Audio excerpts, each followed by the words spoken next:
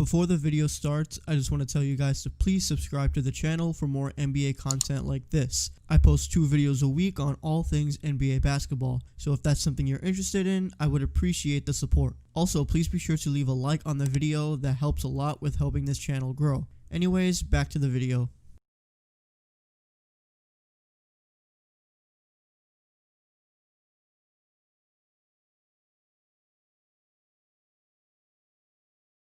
Alright, now this is one of the hardest videos I've ever had to make because you can't prepare for this video. You just can't. You know, you can do the 8 for the East and you can still get an idea of what you want, but the West is a whole different ballgame. You have probably all of the West teams except for like 2 or 3 that have like a decent shot of being in the top 8. So with that, it's very hard to predict who is going to make that 8, and you know you're going to leave teams out who you know in the back of your head deserve to be in the playoffs or are good enough to be in the playoffs, but you got to leave them out because there's only 8 spots. And you know, it's just going to be very difficult to do. And like, I'm looking at my list right now and even I'm not that confident in it, but this is the best I could do when thinking and taking into account all the possible factors heading into the season. It's going to be very difficult, and I know that I'm going to be wrong. It's going to be very difficult to put together a perfect list for the Western Conference with how good it is. But yeah, I hope you guys don't roast me too hard. I hope that I am somewhat right, and I hope that I don't get dragged into oblivion in the comments. So, but yeah, this is the best I can do. Don't roast me too hard. This is, you know, my best prediction possible. All right, with that being said, here are my top 8 predictions for the West. All right, so at number 1, makes sense. The defending champion LA Lakers. They won it last year. They were very good last year. They were the number 1 seed in the West last year, and somehow they got even better this year. They got younger, they got deeper, they added in Marc Gasol, Wesley Matthews, Montrezl Harrell. This Lakers team somehow got even better, you know, and then on top of that, you had LeBron who signed an extension, you had Anthony Davis who signed an extension. This Lakers team just on paper is the clear favorite to not only be the top seed in the West, but to repeat. And I don't think it's hard to bet against that. I don't know, the preseason looks good for them. The Lakers, you know, think of all the possible lineups that they have, and it's hard to think of anything that could be slowed down with them.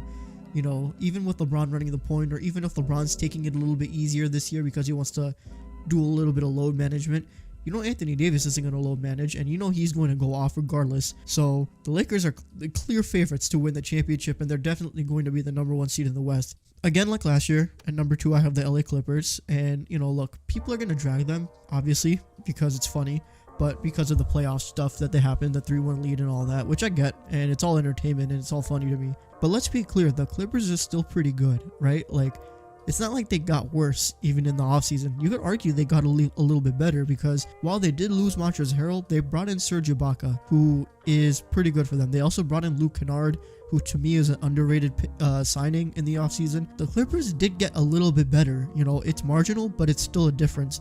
And, you know, I'm not saying it's going to help them take on the Lakers, but I do think it's enough for them to be the 2nd seed, just like last year. It's going to be that way. I just think that that's how good they are. And everyone's going to clown Paul George for all the money that he got in the offseason, but to me, it's just like, yeah, whatever. You know, he did terrible in the playoffs, but he's still very good, and I hope that people don't forget that. Like, he's still a very good player. He's an all-star and everything. So I just hope that people, like, in all the jokes and all the memes, don't forget that this guy's actually pretty good, you know? Or you could argue how much he was worth getting paid, but he's still a good player, and I hope people don't forget that. At number 3, I have the Denver Nuggets. Now, it's hard to argue against them being not top 2, but with the run they had last year, it was incredible to watch that run, man.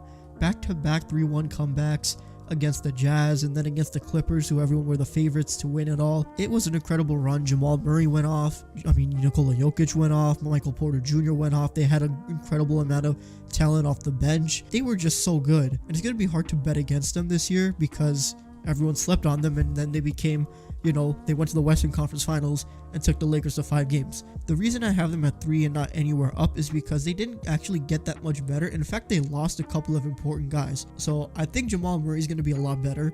I think Jokic is going to get a lot better.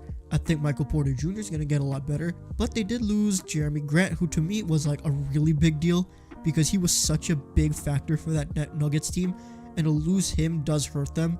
So we'll see what happens with them. But yeah, Right now, I have them at the 3 seed. At 4, I have the Dallas Mavericks. Now, I would have actually put the Mavericks up higher, but the only thing with them is the uncertainty with Kristaps Porzingis and his injuries, because I don't know, man. He can't seem to stay healthy, and I hope he does, because the Mavs are a fun team to watch when you know, you have the Luka Porzingis duo together. The Mavericks are such a fun team to watch, but I do think that, you know, they did lose a couple of guys. You know, they lost Seth Curry, and I think they still have Tim Hardaway Jr. I have to check on that, but you know, they lost an incredible shooter. But Luka Doncic is, you know, according to the experts, whoever you want to call them, he's the favorite to win MVP this year.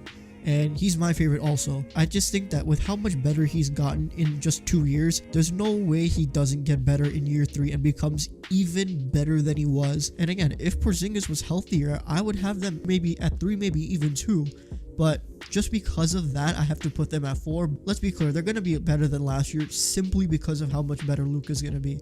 That's a fact. At number 5, I have the Portland Trail Blazers. Now, a lot of people for some reason, and look, it's just like ESPN and all those stupid lists, but for some reason, everyone goes crazy about how great Damian Lillard is, and they kind of, I don't want to say they overrate him, but a lot of media people, they love to talk about him and how great he is, but then at the same time, they don't have the Blazers making the playoffs when they got really a lot better in the offseason, actually. Like, think of the moves they made.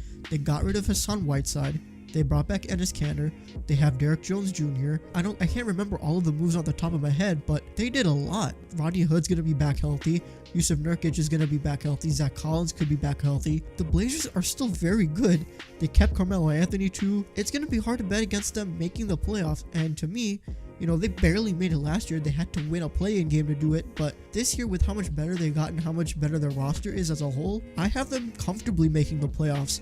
I see them probably getting, you know, in a 72-game season, I see them getting around between 40, maybe even 45 wins. It's possible, maybe even more. We'll see how Damian Lillard does. But yeah, I don't know why people are like forgetting about how good he is and how much better this team got. To me, they're comfortably going to make the playoffs. At number 6, I have the Phoenix Suns. I never thought I'd be saying this with how bad they've been for years, but when you add Chris Paul to your team, an incredible veteran leader, and you already have a superstar in Devin Booker, and pieces around you, it's hard to bet against them making the playoffs. And and look, I don't want to talk too much about like preseason basketball and look too much into it. You can't, but from what we've seen from them, the pick and roll game with CP3 and DeAndre Ayton is going to be hard to guard.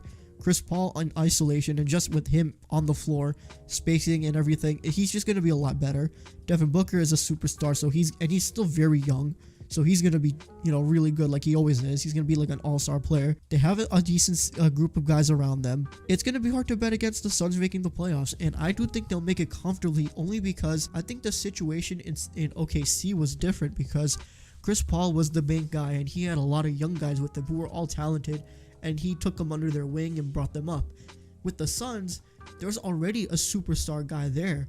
And then you add Chris Paul, and then you also have DeAndre Ayton, who's gotten better. You're going to see how much better they are, and they're definitely going to make the playoffs. I think it's hard to say no to that. All right, so at number 7, this was hard, but I have the Utah Jazz. The only reason is because if all these teams didn't make any of these big moves, I would have had them maybe top 5. But they didn't really do anything this offseason. They extended Donovan Mitchell. He got his money well deserved. Rudy Gobert is going to sign an extension. Actually, he did, like over $200 million, which people are saying is a lot overrated, but that's a different discussion. But yeah, the Jazz are still a decent team. They're in this like weird limbo of they have stars, but they seem to can't get out of the first or second round. Yeah, I have them making the playoffs. It won't be easy as last year. I do think it'll be close between them and the 8th seed. And the only reason I have them so low compared to others is because they didn't really do anything off season. Like, they didn't bring in any like significant players that are going to help the team. They didn't really make any significant moves on that level. So it's going to be hard to compete against all the other teams above them that all made moves. Like, think of all the teams above the Jazz. The reason they are where they are is because they already have stars, but they added a lot in the offseason. The Jazz didn't do that. So because of that, I think they're going to be at the bottom of the West this year. Now at number 8, this was hard. but I have the Golden State Warriors. Now, I was actually considering not putting them in the top 8 and switching them with the Houston Rockets. But because of the James Harden situation, I don't see the Rockets getting in the playoffs because to me, he's just going to be gone. The question is when. But with the Warriors, now, man, it bums me out that I have to put them so low because in reality, they should be at the top. You know, Klay Thompson's supposed to be back, but what happened with him is so sad. And I just hope that, you know, Steph Curry has a great year, and I do think he will. You know, I think people forget how great he is. You know, regardless of the roster around him, he's going to make a big difference. Even in the preseason, he looked incredible, and that's, you know, he's a fun player to watch, but he's also really good, so that's great. And the team around him is not that bad either. So, you know, they have Kelly Oubre, they brought in Kent Bazemore, they have Draymond Green still, who's going to be good for them. They have James Wiseman, who to me is the favorite for Rookie of the Year, and I'm going to be interested to see how they use him. And he's going to get a high usage. Andrew Wiggins is good. So, yeah, the Warriors have a decent team around him. The question is going to be health. But when you have Steph Curry on the team, it's hard to bet against him and his team. So, because of that, I have them making the 8 seed. And it'll be close, I think, depending on who makes 9. It could be Memphis. It could be New Orleans. But, yeah, I have the Warriors at the 8 seed this year. So, there you have it. My Western Conference predictions for 1 to 8. I have the Lakers, Clippers, Mavericks, Nuggets, Blazers, Suns, Jazz, and Warriors. Alright, so that's going to wrap it up. Thank you guys for watching. If you did enjoy, please be sure to leave a like and comment down below what you think about my list and what do you think I forgot. What teams do you think I underrated? Do you think I underrated the Grizzlies or the Pelicans or the Kings or any other team? Let me know. And, you know, I'm curious to hear what you guys have to think because the West is hard to predict this year, like it always is. I mean, we'll see what happens. The season starts today if you're watching this. And yeah, also if you haven't already, please be sure to subscribe and turn on your notifications so you don't miss an upload. And thank you guys for the continued support, and I'll see you guys in the next one. Peace.